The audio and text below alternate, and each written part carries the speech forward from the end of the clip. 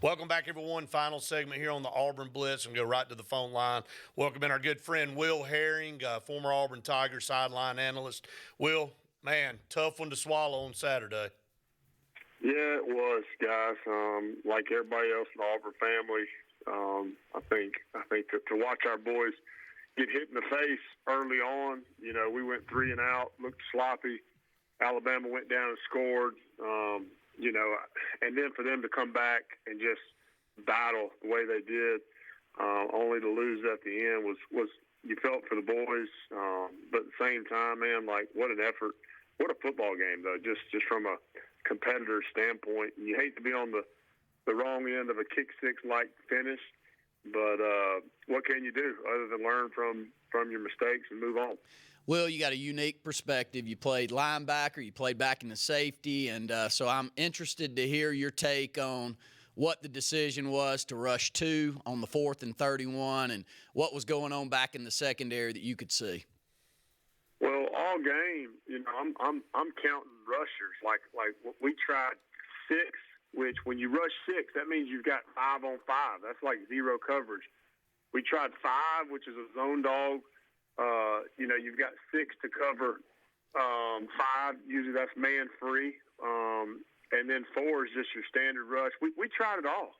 And I'm going to be honest, I'm not smart enough to figure out how to contain or sack Milroy with the I love our guys, but with the talent that we've got right now to work with, I've never been prouder of a hard-nosed group of young men. But as far as we don't have a Quentin Groves coming off the edge. We don't have a prolific, 4-4, 4-5 pass rusher.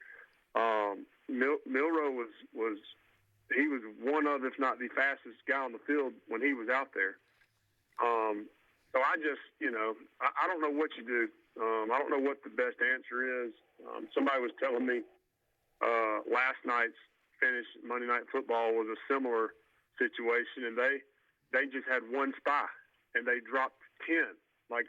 Did you guys watch that finish? I don't know if y'all got to see that. I did. Yeah, it was very similar, very, very similar. But I don't have an answer. I hate that that DJ got caught in a basically a one-on-one, almost like a basketball situation where you've got a guy posting up under the goal, and you lob it over the top. And there's going to be a push-off. The refs, you cannot expect the refs to call that, and they didn't call it. But it was just a incredible throw, incredible catch, and like I said, I hate that our eyes were not maintained.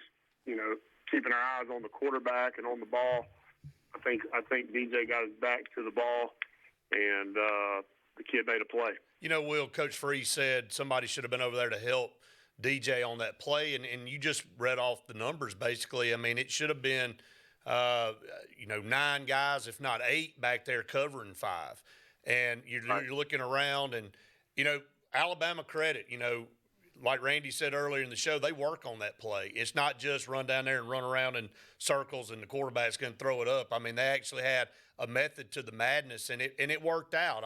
If you do that play 100 times, you might hit it one time, and it happened to be that one time. But to me, the biggest play in the game was the muff punt. We forced them to punt the football with about 4:30 on the clock. You get that. Alabama still got all 3 timeouts, but I don't think they're burning them there. So you're going to burn maybe a couple minutes off the clock, and at worst, you're going to punt and pin them back. And it was an unfortunate situation. It felt terrible for Coy Moore, but Keontae Scott's the normal punt returner. He has to go out to get a shoulder checked on, and it was just a bad situation, a bad scenario, and it was unfortunate for Auburn. It was, and at the end of the day, you can say, well, poor pitiful us. This always happens. We can't get over we can't get the big win. Moving forward, if that's your mentality, then you're a loser, in my opinion. I think winners learn from their mistakes, and you move forward. We played well enough to win that game against a really good Alabama team. And so I think it was a step in the right direction. The environment was incredible. I mean, the recruits that were there, to be able to catch a glimpse of what they could be a part of by just stepping in Jordan Hare on a game like that. I'm very optimistic about the trajectory of this program and the future of this program. Will, I enjoyed the Carlos Dansby interview before the game, and there were a lot of lettermen, including you, at the ball game on Saturday. Has Coach Freeze embraced all of you as much as it feels like? He absolutely has. I mean, Coach Freeze, the entire staff. I mean, he's got a right-hand man named John. John's made it very clear to me, and I've talked to other lettermen as well that have crossed paths with John, like, hey, we want y'all around the program. If you're in town, come on by. Like, whenever, wherever, however, we want y'all around. And I think that's part of what it's going to take is surrounding these young men with guys that have gone before them, and just also just teaching these young men that hey, you have an opportunity to be a part of something bigger than yourself. And so I have felt much love, and Carlos, I'm sure, mentioned it as well. Y'all heard on the air the other day, but he's Coach Freeze and their staff has made us feel very welcome. Well, Will, we're going to let you go here, brother. We always appreciate you being on with us on Tuesdays. Just give you an opportunity to plug what you're doing down there in Auburn, and again, flipping the page on this game, moving in to the off season. Auburn will get a bowl game. Just your thoughts real quick on that, and then kind of give yourself a plug there, Will. Yeah, no, the bowl season is very important. I mean, it's like a miniature spring training, and that first spring training of mine was where I felt like, I got our coaching staff's attention for the first time, and these boys have an opportunity to go out and practice in front of their coaches and improve a little bit, and especially with the turnover that we've gotten, with the transfer portal and everything, it's a tremendous opportunity. Okay. As far as what I'm doing, I don't want to bore everybody to death, but I'd be honored to take care of your home loan situation. If you need a mortgage, you can look me up online. But I appreciate you guys for having me on, fellas. As always, look forward to talking to you next week. Will, thank you so much, brother. Have a good week. Okay, bud? Okay, guys. War Eagle. Thanks so much. War Eagle to you. And that's Will Herring.